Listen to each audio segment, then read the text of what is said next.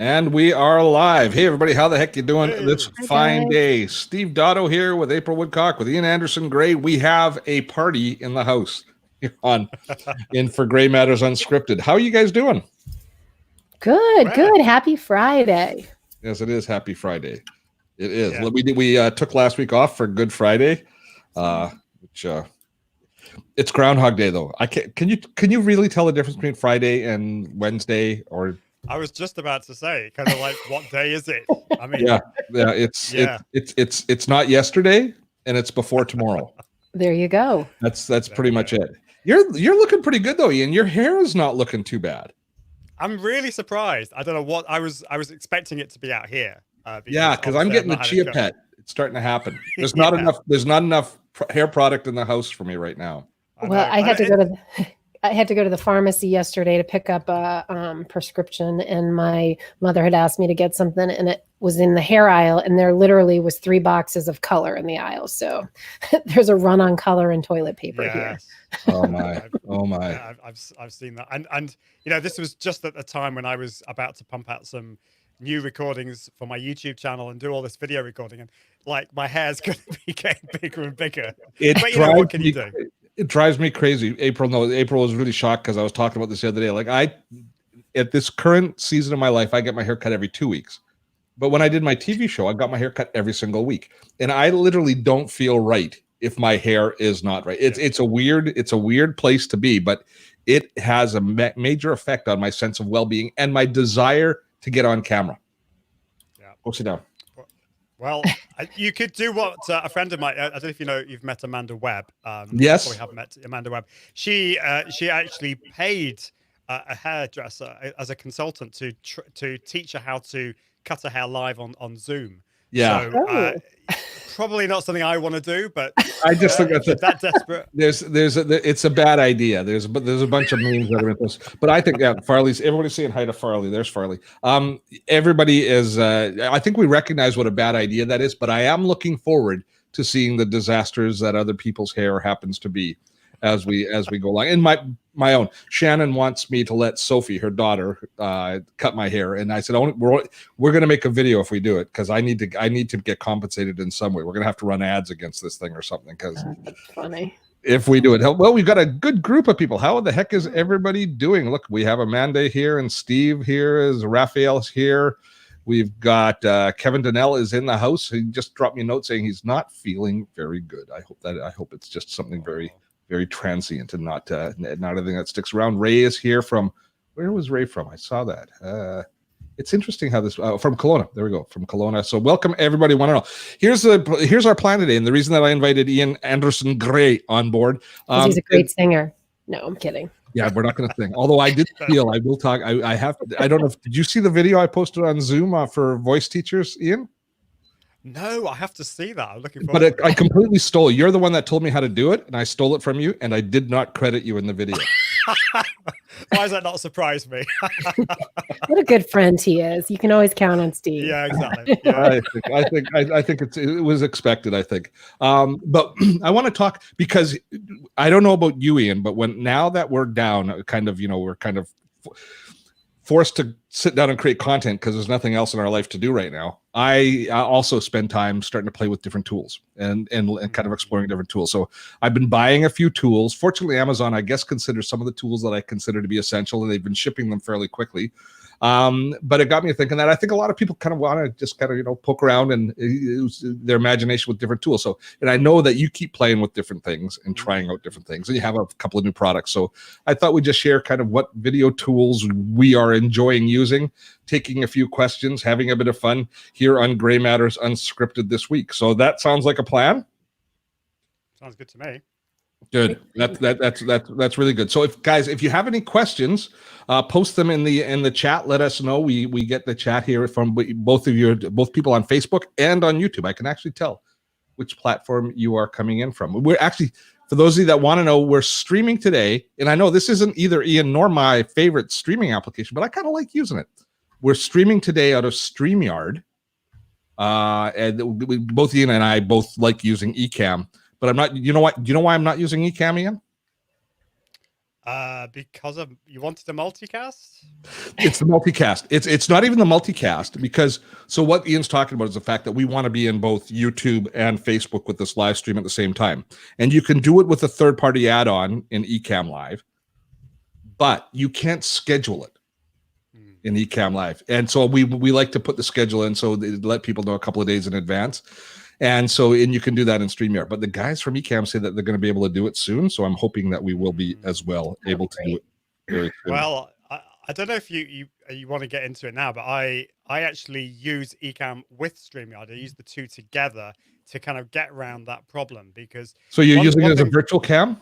Yeah. So I produce my show in ECAM Live. I use the Stream Deck. And so I use all the because ECAM Live, the thing about it is it's so powerful and it's so optimized if you're a Mac user, because obviously it's only for Mac. Yeah, it's really, really good for that point of view. But the downsides at the moment, you can't multicast. So if you want to broadcast to more than one platform at the same time, you can't. Well, you have to use a third-party service like Restream. Yeah, which is fine. But then within Restream, at the moment, you can't schedule your broadcasts and bring the comments in. So what I do, I produce the show in ECAM Live, which does really, really well. And with the pro version of ECAM, you can output that as a virtual webcam, which means then you can, whichever app you want to use for your live streaming. So in my case, I use StreamYard. I can take the output of ECAM from ECAM Live and then broadcast it on StreamYard. I'm going to do that next week because you can, it's just so you know, you can actually switch cameras. Interesting. Yeah. While we're live, because I started playing with this. Take a look. Here's, because I was going to show this later. You were talking about the Stream Deck. Look, I've switched cameras here. So, but you're basically saying is you're just selecting ECAM as this source. Yeah. Which is in fact, yeah, and I'm using that right now, so I can change mine. I can. Oh, so you're in ECAM. You're going through ECAM right now yourself. Thanks. I can stop showing off. Stop showing off. We're not going to invite you back on. It's awesome. Hey, Ian, is there any way you could turn up your volume just a tad? I can. Is it not? Yeah, your gain's a little bit low. A little bit low. Ooh, thank you. Yeah, that's no good. Or we're a little bit loud.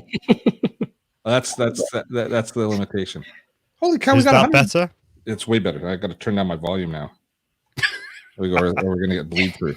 Very cool. Okay, so we're gonna continue this conversation in a minute, but I did see a comment earlier. Somebody was asking about the best webcam to buy and where to buy a webcam. And there's a lot. It's terrible right now because there's just been a run on them. And if you try and buy a webcam, they've taken advantage of them. They've just racked the prices up terribly. My son's partner is a doctor in Toronto, and she's been converted to telemedicine. So they were just on the phone with me a few minutes ago, saying, what webcam should I buy? And of course, I recommended the two. It's Logitech C920 or Logitech Brio. Luke can't find any online available. The ones that are there are like $400 for a $180 camera. In the used ones in Toronto, people are charging $200 for a used C920. That's terrible. I don't know. I mean, like, I understand that times are tough, but price gouging like that is just morally not a good thing. Yeah. Natalie's asking if there's anything like ECAM for. Oh, they've changed it. Is that ECAM for the PC? Yes, there is. Which one do you recommend? Because you used to be a PC streaming guy. Yeah, so there's I would say there's nothing quite like ECAM Live for PC. I mean, StreamYard is a little bit obviously offers some of those functionalities.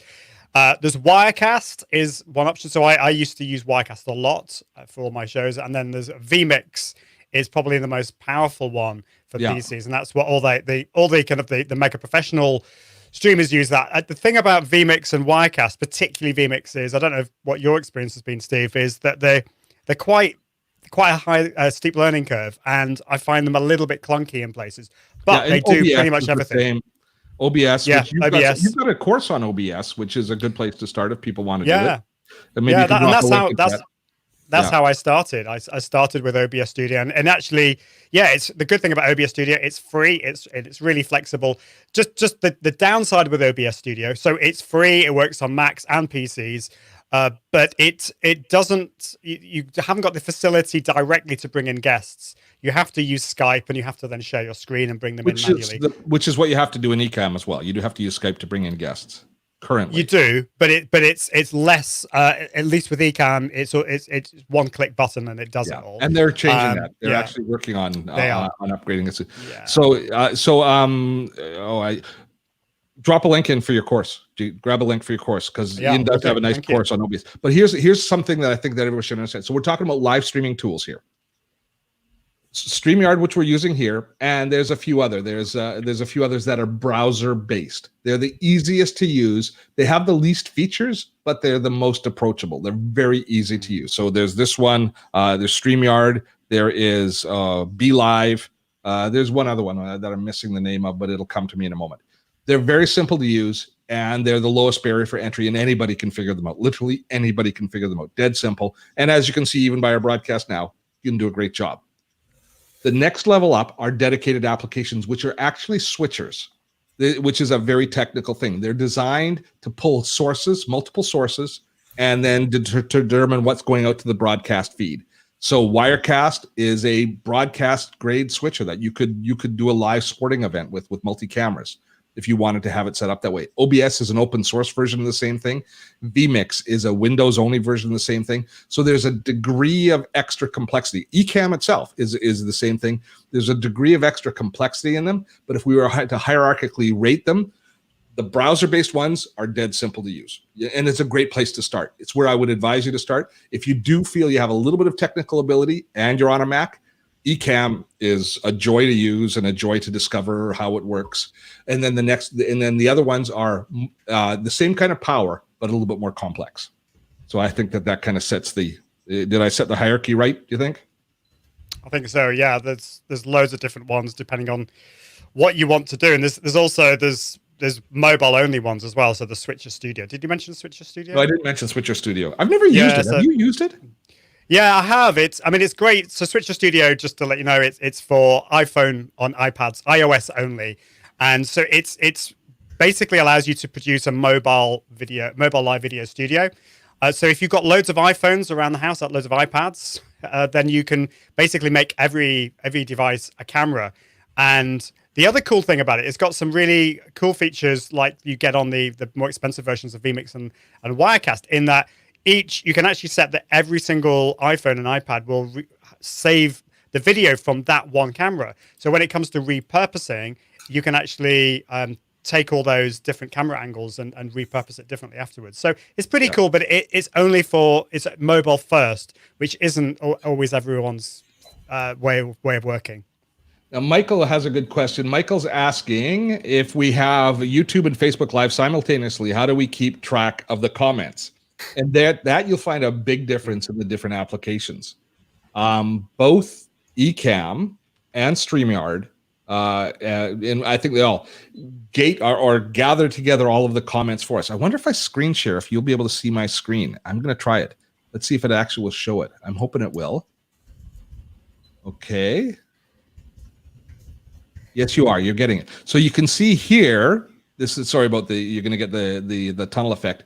But if you look down the right-hand side here, Michael, there's your comment there. You can see I can tell you're watching on YouTube. And here, Ian's commenting on Facebook right now. So the replies are happening on Facebook. So you can see here that we can see what platform you're commenting from. Now, this works really well in StreamYard. It doesn't work as well if you are in ECAM. Let me just hide that again. And where do I end my screen share? Got to find the place to end the screen share. It's got to be here somewhere. End broadcast.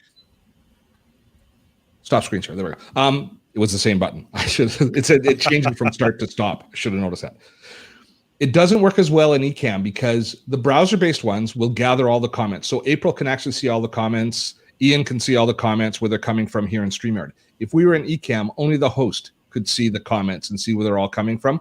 So if you have people that are producing for you in the different channels, you'd have to have one person, or they'd have to have multiple windows open to see the YouTube chat and to see the Facebook chat, which is a pain in the ass. But that's actually what I have to do, because it only allows you as the presenter to comment. However, having said that, we've been working on a new project. Actually, starting at the beginning of next month, we're going to be doing a new weekly live stream, not under the Dottotech brand, but we're doing it for the folks at InVideo, who is a video creation tool. And we're doing a new weekly live stream called Just Between You and Me.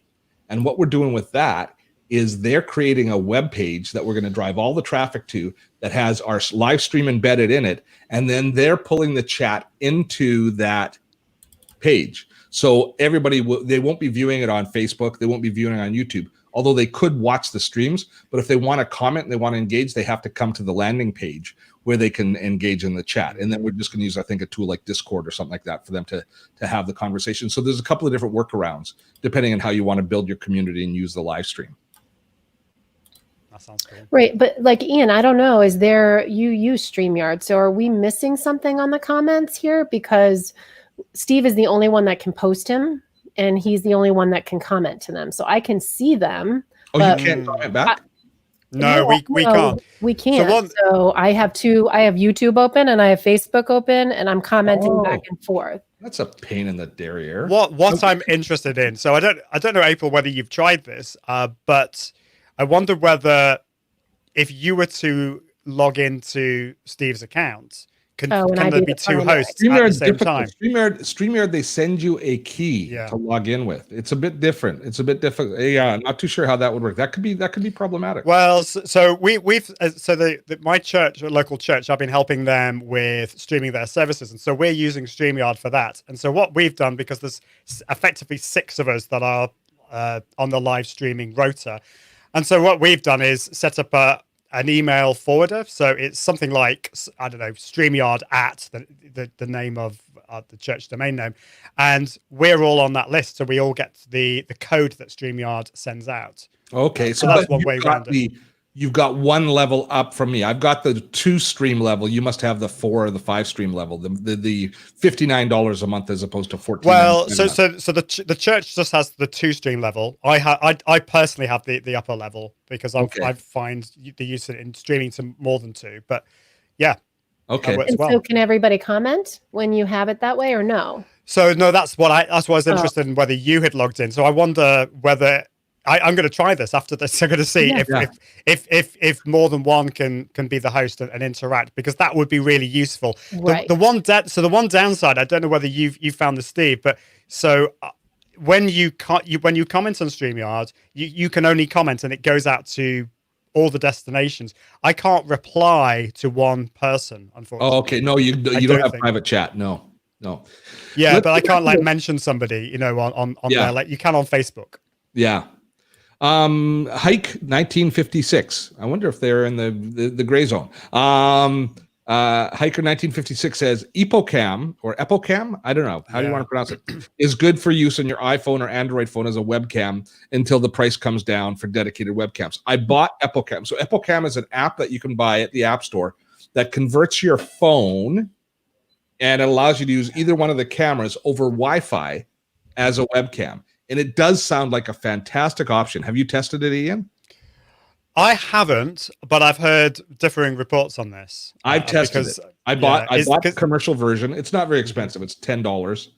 I bought the commercial version, was going to do a video on it, was going, oh, this is a bonus thing. But the lag was horrible. Yeah. And it caused some issues. So they didn't, even with a nice high-speed wireless network with the router right beside, the lag was not acceptable for me, and so I just said no. So I didn't do the video on it. So it'd be interesting. Hiker 1956. Are you using it, and has it worked, or have you just read the literature? I'd love to know.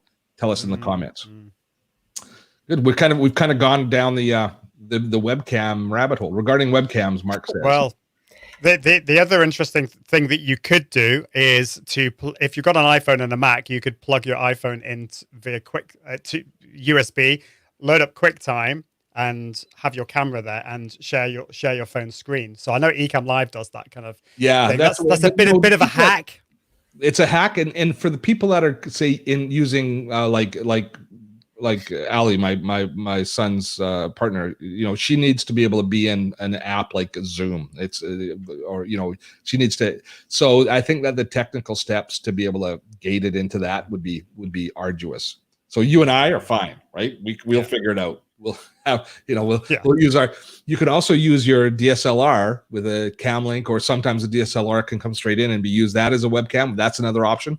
But so many people are just stuck with that crappy little camera that's built into the bezel of their monitor or their notebook, and they're looking to upgrade.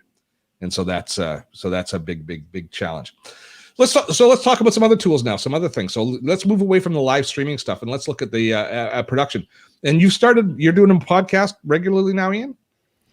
Yeah, so I basically make all my main live show. I repurpose that into a podcast. So okay, so you capture it. Yeah, you capture it all. How do you capture it when you record the show? So I've kind of changed this over the months, but now I'm really happy with my system. So I take the audio from my microphone and my guest from Skype, because I'm using ECAM, and also the audio from my Stream Deck. I basically route that into Adobe Audition using software called Loopback. Okay. So this is pretty cool. I can actually show you my routing here if you're interested. Yeah, just before we do that, Hiker1956 said that he's using the ECAM via USB with no lag problem. I'm going to give it a shot and play with it again. Maybe it's worth it if you're plugged in by USB. We'll have a look. Thank you for that. Go ahead, Ian. Cool. So yeah, do a screen share. That'd be awesome, Sauce. Yeah, let's do that. So this may look a little bit complicated. So by the way, this is on a Mac, but there are alternative software on PC as well. Let me just share my screen so you can see this. Is that allowing me to? There we go. Loopback. So hopefully you can see that. Can you see that on your screen? No, we aren't getting a screen share yet. Oh yeah, I have to enable it. It's me. You have to enable it. Yeah, got it. Oh, very. Look at this. So this basically allows you to set up routing between different apps. So you can see there on the left, I've got my ECAM Live output, which is for some reason routing into channels 3 and 4. I don't quite know why I did it that way. I've got my Scarlett 2i2, which is my audio interface. So this is my microphone is plugged into that, and that goes into channels 1 and 2. I've got Skype going into channels 13 and 14. I've got my Stream Deck. And then, so the great thing is I can then open up Adobe Audition. So I'll just stop sharing my screen there.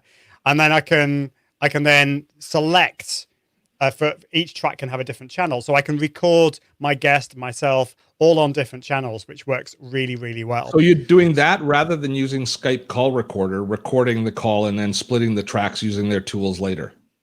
Yeah. Well, because actually, unless I'm wrong, so ECAM Live can record the video and audio, but it doesn't split it. It doesn't, but if you record it in Skype call recorder. Yeah. So I could do it that way. So, but I found this way allows me. This is more elegant. This is more elegant. But yeah, the extra thing that I added, because the one thing that I find is when you bring in a guest via Zoom or Skype, the quality of the guest is never going to be that great if I record it on my end. So the extra thing that I ask my guests to do now is I get them to use, I think it's called TriCast, TRYCA.ST. And basically it allows me for my guests to record their audio their end. And then once we finish the call, their audio gets zapped over to me and I can then drop that into Adobe Audition. And I've got the quality. Stop. Yeah. Tim Knight is listening. Tim Knight is my old audio guy from TV days. Okay. He's like cool. Top-notch audio guy. So anything we say now is going to be held against us in a court of law. Tim says you need to adjust your game. We're not doing anything until you adjust your game. Tim, you're going to have to give us some feedback once he does it. So he wants a bit crunchy. Tim, does he have to go up or down? Does he have to move in closer to his mic? I think he has to move in closer to his mic and turn the gain down. I don't know. You tell me. You tell me. That sounds terrible. It's too crunchy. So it's maybe too loud. Too crunchy, too loud. Is that better? Hello? Is that better? No, you're too quiet now. I'm now too quiet. Well, I might not be able to get it perfect. That sounds a little better. Okay. He says, turn it down. Turn your gain down, which means you have to move the mic closer. Get intimate with the mic. Tim, thanks so much. Thank you. Ian, and this is for you too, Steve. So we have all different levels on our live today of where people are starting. And when you showed that screen, I'm like, wow, that was awesome. How much is that software, by the way? Sorry, I interrupted, but how much does that software cost? Which software? The routing software. Oh, the Loopback. Yes, it's not terribly cheap. Let me just find out. It's certainly over $100. Let's just check. But it's around. Don't you hate it when they don't put the price on a website? Okay. Go ahead, April. You asked the rest of the So, question. $120. Okay. So one of the things, I guess, what I would say is how can, when we're looking at audio, where would somebody start as they're beginning their live stream, right? Because we have all different, we have really tech geeky people here today, but we also have people that are just getting started. So where would you recommend people start with their audio piece? Well, it depends whether you're going to go live from your phone or from your computer. A lot of people are going live from the phone at the moment, and I think that's a good place to start. And the microphone that I like to recommend is that one. It's the Boya BY-M1. Lovely name, but it's kind of an inexpensive lapel mic. And the place that I started when I went live from my computer is this thing, the Blue Yeti microphone. However, I would recommend, if I was to do it again, I'd probably recommend the Samsung Q2U, which is a nice small dynamic mic, and it's actually cheaper than the Blue Yeti. Although at the moment, who knows? Because the prices are all over the place, and it's got an XLR input as well. So XLR output, sorry. So you could, if you want to get fancy and have a mixer later, you can do that with the Samsung Q2U. So Steven's actually asking what some guidance on a good USB microphone and mixer. The USB mic isn't really doing it for me. So you can spend a little bit or a lot of money for sure as far as that goes. Now the setup that you have is, I think you have the Heil PR40 there, right? Am I right? And yes, I do. And the Focusrite 2i2. I've got the Focusrite 2i2. So yeah, obviously the setup is not quite working because I haven't quite got the gains right. But I've got that. I've also got an audio pre-processor called the DBX286S, which I had to get some help from my friend Mike Russell because he's the audio guy, and basically it does compression and it gets rid of it does some noise reduction. So I basically plug my microphone into my DBX286S, and then that outputs into the Focusrite 2i2, which and I have to say, this has taken years and years of minor progressions. So things over the years, I started with my Blue Yeti. I then changed. I added another bit and another bit and another bit. This has not been something I've done overnight, but over time, this is what I've done with my studio. And my system has also evolved over time as well. I've always had a really good mic. I've got the Electro Voice RE20. But I just bought the new the Rodecaster Pro, which is the podcasting setup, which is about $700. It's not cheap. Whereas the Focusrite 2i2 is just a couple of $100. So you can get into Ian's entire kit there for maybe $600, maybe $700 once you buy the microphone, boom arm, and stuff like that. Whereas the Rode mixer is $700 by itself, but it allows 4 tracks, including a telephone. It's designed to create podcasts. And so it's a lot of fun. It's got a lot of buttons on it. I'm having a lot of fun with all the buttons. But that's the place to go. The best place to actually to kind of get I think to get the best advice is some of the guys who are teaching podcasting setups, because the podcasting setup is all about audio and they care the most about it. So I would check out what Pat Flynn is recommending, what John Lee Dumas is recommending at his site. There's a lot of ways you can go to set it up, but a good XLR mic between $200 and $500. I don't think you can go wrong with using the Focusrite Scarlett as your mixer. That would be the one that I would recommend people at the bottom end to go for, like in the bargain space to go for. But you can spend an awful lot more money. Good news, though. There's really good news here. Is Tim had to go, so we don't have to worry about him being judgy anymore. But the good news is he said, I sound great, because he's only concerned about my audio setup. I'm still feeling slightly kind of upset about my audio now. I feel like I'm gonna cry. So. I'm surprised that you're a little bit low. I think you just got to cozy up to it. I think you just got to be a little bit more intimate. I'll caress it like this. Oh, baby. Your power went out. It created some friction. Oh, maybe. Well, yes. You know what else you might need, Ian? I have. You might need a little bit more gain on the microphone itself, clean gain, because it looks like it sounded like it was pushing it. So you might look into something like Cloud Lifter. The Cloud Lifter adds some extra gain to the mic, and that made a big difference with my old mixer with this mic, because this mic was low 2 on gain. But I didn't think that the PR40 was. At any rate, we're getting down in the weeds. Greg was asking what the name of the lapel mic was again. Loopback is Boya. $99 according to Dave. It's called it's a Boya, Boya, and it plugs directly in into your phone, and it's a great place to kind of record things. So that's how you're doing it technically, but you're also doing something cool with your editing software. So once you've recorded it all in Audition, what are you doing in your processing? You were telling me about you started to use what's the name of the program? I've lost it. Well, yeah, there's one called Descript. So I have I will say I've stopped using it for my process, but it is so cool, and I think some people are going to find it really awesome, particularly for if you're editing videos as well. The reason I didn't use it is because occasionally I'm a bit of a control freak and a perfectionist, or shall I say I'm a recovering perfectionist. And so I found sometimes it wasn't working quite as well as I wanted, but it's really improving. So Descript, I can share my screen for this so that you can see, but basically it's software for Mac and PC that allows you to record yourself and your guest. You can drag in MP3 files, you can drag in MP4 files, and it will actually transcribe all the audio for you and other people on the video or on the audio, which is pretty cool. Let me just share my screen so you can see. And the cool thing is it does the transcription. It does machine transcription, so it's not human transcription. So it does it very fast. So you have to have fairly neutral accents. Ian's is probably as thick an accent as you'd want. Yeah, I know, but you can pay. There is I think they call it white glove translation, where it's very similar to Rev. It's the same price, $1.25 per minute, and it will actually transcribe. They will actually use real live human beings. Human, yeah. So you can see here, I've got this. Let me bring it up. Just a minute. Okay. Can you see that on the screen? Yeah. Great. So this is a transcription of a podcast I did, I think last year or earlier this year.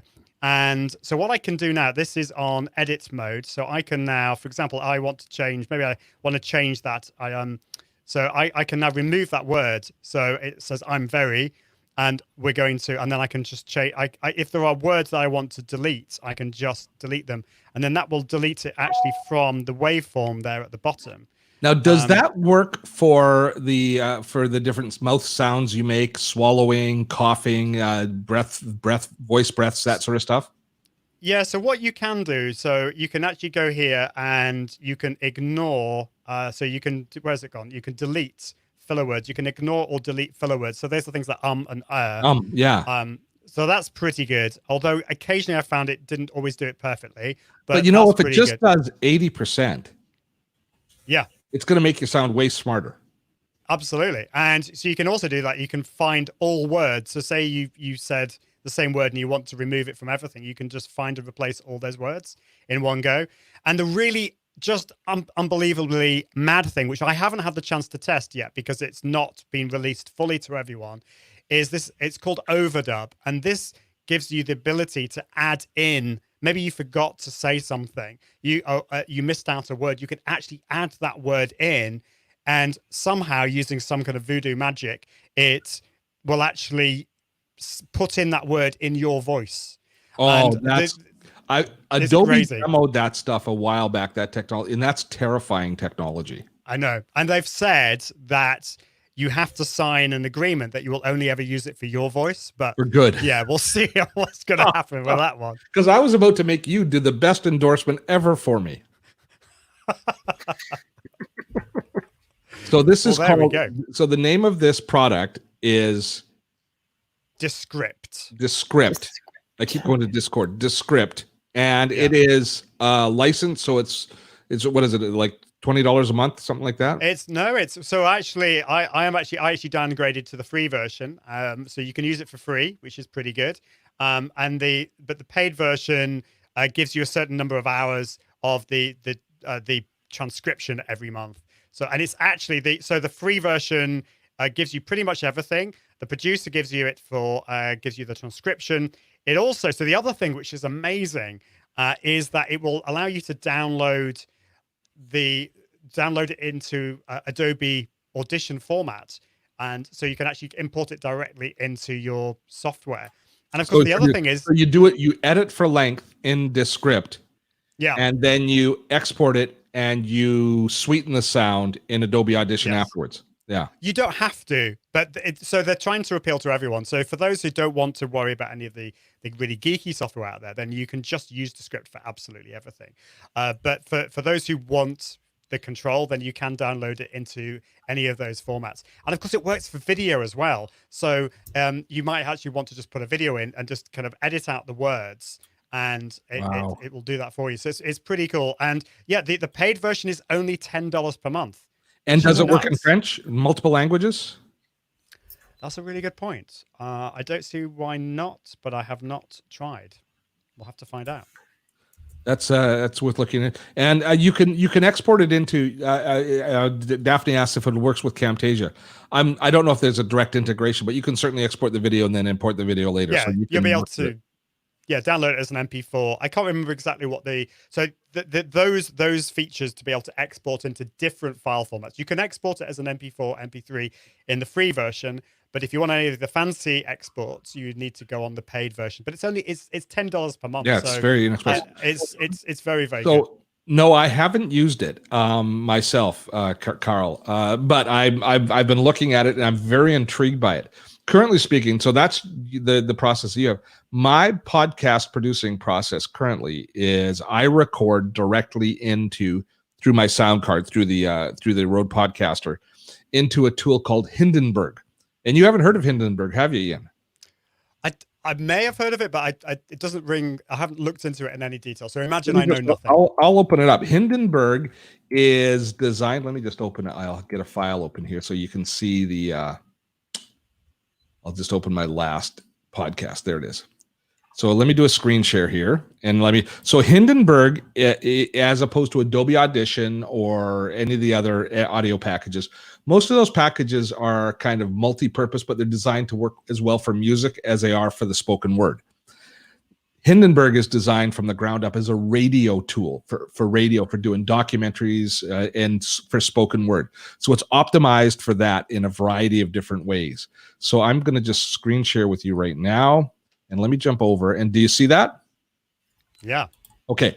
So this is the Hindenburg the Journalist Pro window. So a couple of features in it. So I just basically, how I do it is I record my podcast and I record it in sections. And as each section is done, if you look over here on the right-hand side, I drag that section over and I create the narrative flow of the podcast in different sections here, because I record them rough, save them all, and then clear off the window so I've got nothing on it. And then what I do is I drag out each of the sections one at a time so that when I'm editing, I don't have a big long tail behind me. You could edit a full file, but it's much better to edit from the front to the back. And then I go through and I clean it up. And I used to use the Shuttle Pro. I'll show you the tool. I've started using the Stream Deck as an editing tool for doing like ripple edit so that I can just like highlight a piece of text like that. Oh, sorry, I got to switch over my Stream Deck to the right one. I'm going to do a quick little edit here. And so I can do a ripple edit. So that's a breath noise right there that you see there. And I just I'll just hit the edit, and you see it closes it down and pulls everything over. So I've got all of the newly recorded stuff here in this top bin. And in the second bin are all of my stock audio hits, my intro, my extro, my music bed underneath, my transition music. That's all there. So I just pull it out one at a time and lay it down. Now, and then I export it. Now, some of the strengths of Hindenburg are whenever you bring an audio clip into Hindenburg, it auto levels it, and it's got some wonderful audio processing designed for the voice. So it really does a great job of making your voice sound. I think my podcast sounds great since I've started to use it. But the auto leveling, Ian, if you've interviewed one or two people or two or three people, you bring in a couple of different sources into your podcast, you know what a pain in the ass it is to get everybody at the right level before you output everything.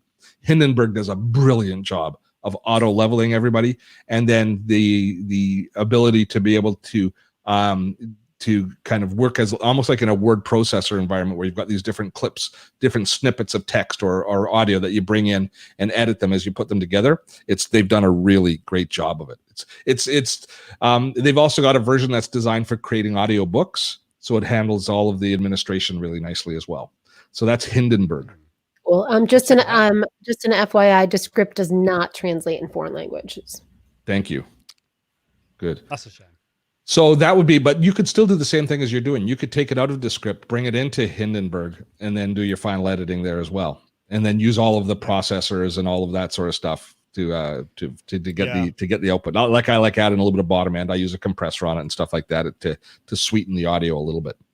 So I don't know much about it, but it sounds like I know what I'm talking about when I say that. Well, one thing you could do is download it. Sorry, you could actually get it transcribed elsewhere. So you could use rev.com to translate it. Sorry, get it into an SRT file and then import it into Descript that way. Now, let me show you the other tool in that whole mix that we were talking about, because we were talking about hardware pieces. And I'm just going to switch my camera here to this. So you have been a big fan of this for a long time, Ian, and you've talked about it forever. I just bought mine and finally got it. Oh, cool. This is, it's called the Stream Deck, and it's a couple $100. I think it's less than a couple $100. It is a programmable macro keyboard. That the cool thing about it, like I used to use a Shuttle Pro, which is actually maybe I can pull it out and show it to you. I've got it here still. So I use it for editing my podcast, but it's also terrific for live streaming. I used to use this tool here, which is a Shuttle Pro, but you have to like peel off the label and stick in the labels of what you want your different switches to be, unless you remember them. But this is designed for doing audio and video editing. You can shuffle back and forth, and then you assign keyboard macros like the ability to do a shuffle edit or a ripple edit where you cut out a piece of text and then or a piece of audio, and then all of the following audio or video shifts over to fill in the gap. So I used to do that all on this, which was a great way to do it. So I'd just be editing. You can imagine sitting there editing away and just hitting the button. But now I'm using the Stream Deck, and I've got it set up so that I've got it's set up right now for my audio editing for Hindenburg. And I don't know if you can see the label there. You can even see I've got the little Hindenburg logo on there. But each of these keys, first of all, they're very easy to program macros into the keys, but they all have little LED displays behind them. I guess it's LED. So you can change the buttons, and the buttons change physically. So of course, most people use it for this, and I'm sure you use it for the same thing, is ECAM Live as a switching tool for a live streaming service. Yeah, that's what you're using it for mainly, I imagine, right, Ian? Yeah. So it's got all of the different scenes and switching cameras, etc. is all built in there into this tool. So that's the one that I'm most excited about right now. I've just been loving using that. Yeah, I love it. There's just so much that you can do with it. And in fact, you've got me inspired thinking about how to use it with different apps. I for some reason hadn't thought about using that with a different app. Like I could use that with Adobe Audition, and I could just program the shortcuts. I don't know why I haven't thought about that, but I'm just I've focused on using it for live streaming. But you can use it with so many other tools out there. So I've got it programmed for both my video editing app, which I use ScreenFlow for, and I've got it for the audio app. Now, the audio app, to be fair, the main thing is you just use the mouse to highlight a piece of text and I hit the button to cut that out. It's mainly just cleaning up and trimming things out. Yeah. Because one thing that I hate about my own particular broadcast style is I'm a loud mouth breather. It goes along with my knuckles dragging on the ground, I think.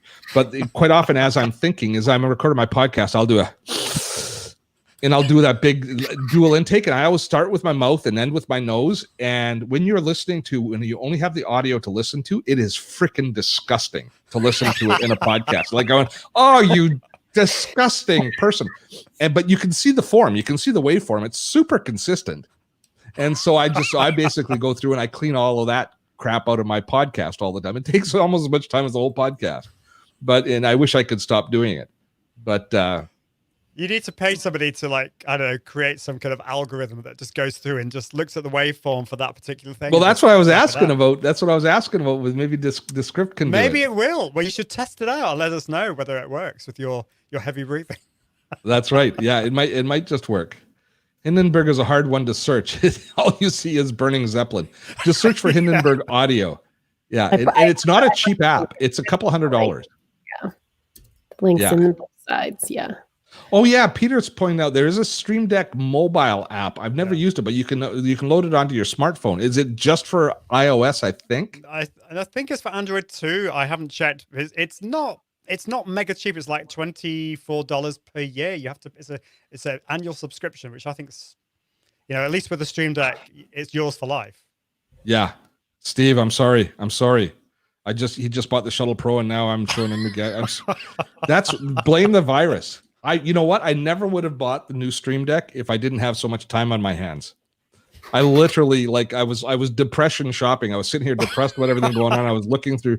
I was going, and actually it was you, Ian. I know you've spoken so highly of it, and I went, oh, and I looked at it, and it wasn't all that expensive, and I thought I'm going to buy. And now I wish I'd bought the big one though. What size do you have? Well, I'm laughing because I've got the same one as you, but tomorrow the big one's coming. Okay.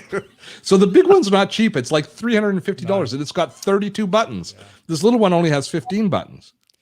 Yeah, I think the thing is, once you get hooked, so this has been, I've had this for over a year, and it's been. No, you're going to use them together, so you're going to have so you're going to have 50 buttons. Yeah, it's going to be good. Yeah. But I kind of, the thing is, so like, I don't know whether I can hold this up. I'm running out of wires, but you know, like on my show, you can just about see that I've had to put folders. So for example, if I've got like the start of the show, if I click that button, I go to the start of the show, and it's that. Yeah. Oh, and it even shows your little video clip. It like if you have your camera selected, it shows the camera, a live view of what you see. That's cool. It's so cool. Steven, you're going to just have to return that darn Shuttle Pro. I'm so sorry for you. I feel so bad right now. I feel so bad. I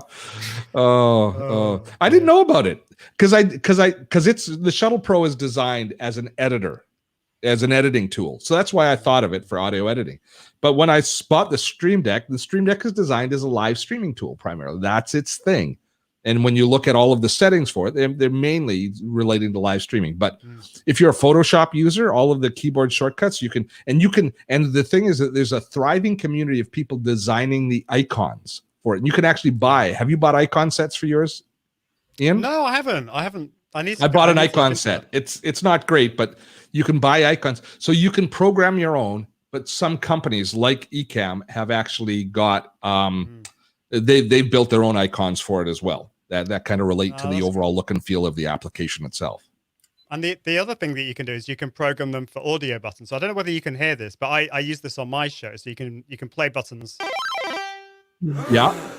And things like that. So if you want to have like special effects, you can just program them for the different buttons, which is quite good. That's good. Yeah. I've got that built into the Rodecaster now. Yeah. Which I haven't used yet. I'm afraid to hit the button. I'm still learning the Rodecaster. If I hit the button now, maybe does it come through? Something did. What was that? I don't know. Yeah. Try that one. I can't hear it on my side. Yeah, we could hear that. Well, I could hear it. Is it laughter? I don't even know what they all are. One of them was like a drum, and then one of them was applause. Because I haven't, the issue that I've got right now with the Rodecaster, and I'm not sure if mine has an issue, but I haven't been able to figure out how to get foldback sound out of it, because when I plug my headphones into it, I can't hear the program sound. So I'm worried that I might actually have a defective one, and I'm not hearing the program sound through. It doesn't matter when I'm recording my podcasts. So, and I never wear headsets live, so that's why I'm wondering. I'm not too sure what it's. We've got. Oh, Barb says she's got to dust hers off and start using it. Yes. If you've got one of them around, yeah, they're great. And they've got, I will say this about the Stream Deck, is their software is far more intuitive than the software on the Shuttle Pro, on the Shuttle series. Their software is very intuitive to use once you start to use it. So it's a good job from that perspective. Elgato produced some amazing gear. I mean, they don't sponsor me, but I just keep buying all their stuff. They're actually behind me. This is the Elgato green screen. So you've got the Elgato. So which one have you got? Have you got the pop-up one? It's the one that comes up from the floor, whatever. Yeah, that swings open like this. No, it's like a black tray at the bottom, and you just pull it up. Oh, okay, that's nice. That's a nice one, yeah. And it's pretty. Yeah. What's the shoot off? Turn your camera a little bit. So how far back is it behind you? Let me just see. I'll have to go into ECAM and just zoom out a bit so you can see. Actually, I don't know if I can. No, it's just making your whole video smaller. Oh, there it is. Okay. So and then if I go down, you can see. Yep. Yeah. So that's like 4 foot wide. It's 4 by 8, I think. Something like that. Yeah.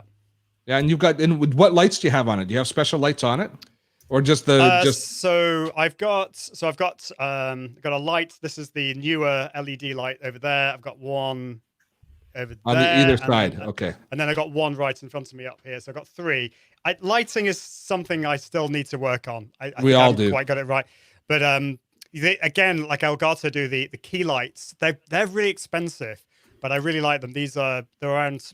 I think they're about $200, something like that per light. But the great thing is you can program the color of the lights and do all this kind of stuff all from the Stream Deck, which is cool. Oh yeah, you can do it from the Stream Deck as well. That's very cool. Yeah. I bought some LED lights, but I don't use them often. I don't have them turned on because I like the natural light. I've got these big windows in front of me that work really well. So yeah. So it's sitting light, but that brick wall is fairly convincing. Your green screen works pretty well, and you don't have the green haze that a lot of us get. The green green kind of image. This is down to ECAM again, because they do a really good job. So if I alter the fade level, you can see. So I've got that halo effect at the moment. It's very fuzzy. Yeah, that'll happen then. If I do it too much, then I'll disappear. Yeah. So you have to mess around with it a little bit until you get it right. Yeah. Oh. There's a question from Natalie. I don't know. Can you see the questions? Can you explain why April wears headphones and I don't? Yes, I can. So, audio, if audio is coming from your speakers, your microphone tries to pick it up, and what happens is you get that echo effect, and it can be like a screeching effect. It can be a little bit of an echo. You've all heard it on live streams. So there's two ways to defeat that. You can, if you wear a pair of headphones, then the audio is just going in, and the microphone that April is on and Ian is on doesn't hear. The sound isn't coming out of any speakers in their studio. That's the way most often we do it. But if you've got a mixer and a microphone that's set up what's called a gated setup, so that it basically tries to eliminate extraneous sound that's not coming right from the front. Plus, you have a camera, a microphone that has its array, so it eliminates sound coming from outside. Then you can take a chance and you can set it up and you can try and do the audio without the microphone. And if you've got it set up, it works fine. My setup works fine because I've got a good quality mic, good quality mixer, and a good quality mic that's all designed around that ability.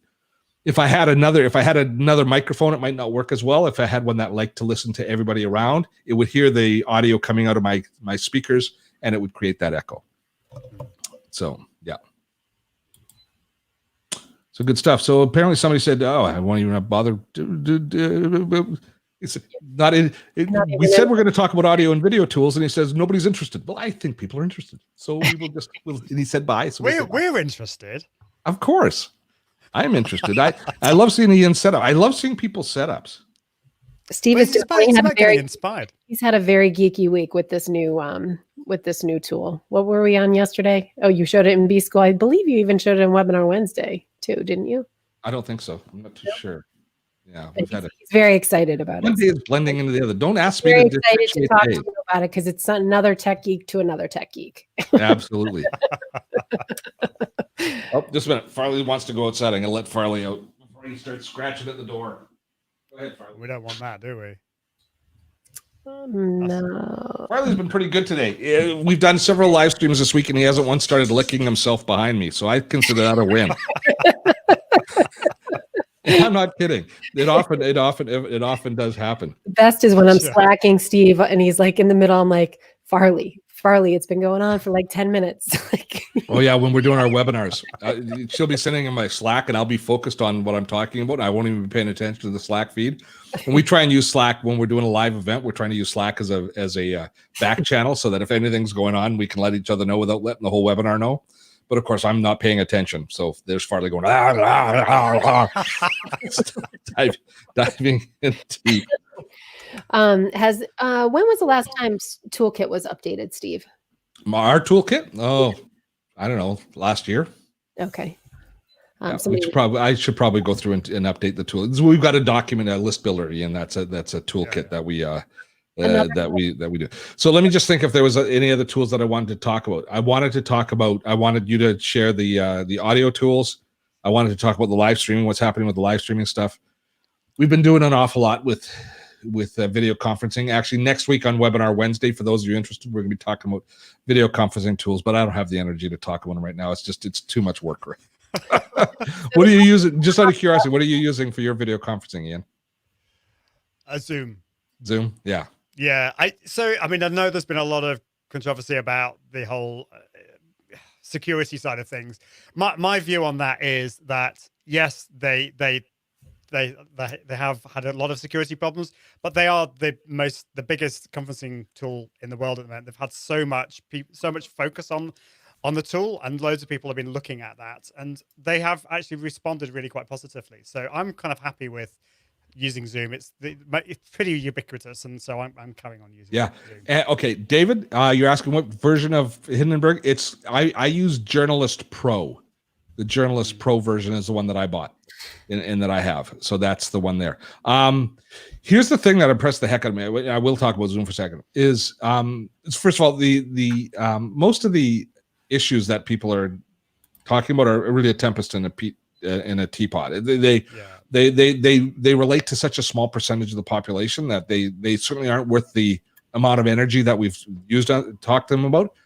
But still, Zoom has responded by modifying their tool dramatically over the last few weeks to block Zoom bombers originally, and then now, as of tomorrow, people with the paid version are going to be able to block and determine exactly which data processing centers use it that your video goes through. So they're addressing each and every step of the way. But what's impressed the heck out of me is, despite I think something around a 4,000% increase in traffic, they've been just super robust. They've just scaled. Now, I think part of that is, I believe they are built on the back of Amazon Web Services, so that gives them the ability to scale. But still, it's pretty darn impressive how they've managed to keep it going, and also to iterate as often as they have and as quickly as they have. It's pretty. As Intellic says, Zoom gets it. They do. They absolutely do get it. Yeah, and they've updated their security. They have. And I completely agree with this thought. Nothing is secure on the internet. Thank you, NLTMW. It's not a personable thing when you just have initials as your name, because it takes me so long to say, hey, NLTMW. Ed is easier. Or Bob. Janet. Apparently, hey, by the way, did you know that there's a new, I didn't know this term. Shannon just told me that there's a new term for Gen X women called a Karen. Did you know this? It's like a derogatory term. Well, you know how the OK Boomer meme has been going, to make fun of boomers? Karens are slightly younger women who are, I don't know what the hallmarks of them are, but Shannon just shared that with me. I don't know. That's a totally random piece of information. Is I don't there know an why. equivalent for Generation X men? I don't know. We won't go there. Yeah, let's not go there. Right. I guess there probably is. There seems to be a derogatory term for everyone. So Tom's asking, what system would you recommend to avoid latency when recording musicians? So are you talking about doing a recording using an online system? I don't know. Have you done any recording live, or have you just done it by kind of having people record and then rolling it all together and editing? It's really the only way at the moment, because of the way the internet works. Latency is still going to be an issue. So what I put together, as you know, because you contributed a virtual choir a couple of years ago, and so I had everyone submit their track in separately and then put it all together. It's really hard to avoid the latency. The other thing is the problem with the likes of Zoom is that it does all the audio processing. So you need to kind of make sure you switch off all the audio processing so that you can get good quality audio. But yeah, there is no way, unfortunately. And I mean, obviously speeds will going to get improved over the next few years with 5G and things, and maybe we'll get down to 1 or 2 milliseconds. But even then, I think I wouldn't be surprised to see them coming out with a special package or a special version that's designed for music teachers, especially as this goes on. If this goes on for any period of time, to allow for a little more collaborative work. Because right now, for a teacher to play the piano and have a student sing is not going to happen. A student can play the piano and sing themselves if they turn on original sound. That should work, but it's not going to work there's going to be no collaborative work. So it's a tricky one. And tomorrow, you got to think about me tomorrow, because I still do teaching singing. I teach at the Royal Northern College of Music. And of course, it's all remote. So we're using Zoom tomorrow. I'm teaching from 9:30 till 2, individual students. And so the way I'm thinking about doing it is we're actually going to get an accompanist to record all the music. I'll be able to send them, my students, the MP3s, and they'll be able to play at their end. Still not going to be great, because obviously if you want to stop and start, it's not great. But the only way for that to work is for them to play the music their end, so they're in time with that.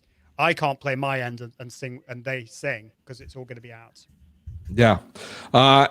Andrew is asking if we are going to be able to list all of the kit mentioned today. Let me just think. I actually have all the links in the chat. Yeah, all the links are in the chat. So if you go to YouTube, you'll be able to read them all. And what we'll probably do is we can probably add them to the description in YouTube, and we can add them to the replay in the thing in Facebook as well. So when you view the replay, we'll put them in the post. We'll do that, because we don't send out an email or anything with this at the end. But we've reached the top of the hour. Ian, thank you so much, buddy. It's dinner time for you. And it's the weekend. What are you going to do this weekend? Well, as I say, I'm teaching tomorrow. So, but then I'm chilled out for the rest of the weekend. I'm going to. Now, I have to ask you. Ian lives in England, and Ian's a vegetarian. Is it harder for you shopping? No, I'm not busting your chops over it. I'm just wondering, because I think fresh vegetables are important. And it's harder to get. Are you finding it more difficult right now, shopping wise and stuff? No, it's fine. It's interesting, actually, because I'm the only veggie in the family. So when my wife, years ago, when she started to think that she liked me, she said to herself, "But Ian's a vegetarian." Oh, but we've managed to make it work, and it works really well. The kids love veggie food as well. And at the moment, it's fine. We're actually very blessed with the food. It's okay. Good. I worry about you. You haven't had power all the time. Have you been a vegetarian your whole life? No, since I was about 19. I went to university, and the food put me off there. But he used to be 6'4". Understandably so. He used to be 6'4" now. So. Oh, you're terrible. You know what? Don't even listen to me. I'm taller than both. I'm taller than nobody. But you know what? Nobody knows on a live stream. I could be 6'4" for all people know. You've just met me in real life, and you know the truth. So. Steve's 6'5", not. Yeah, no, absolutely. Folks, thank you so much for spending this Friday with us. We will see you next week. Ian, drop once. Ian Anderson Gray, IAG.com. Is that right? IAG.me. IAG.me. Ian's got some great courses. If you are interested in upping your live streaming game and you want to use the free service OBS, I think Ian's got the best course I've seen on using OBS, which is still an option. And you can do an awful lot with it. It's certainly very powerful. And it is a great option for that, as well as check out his podcast, check out all of Ian's stuff, check out our stuff.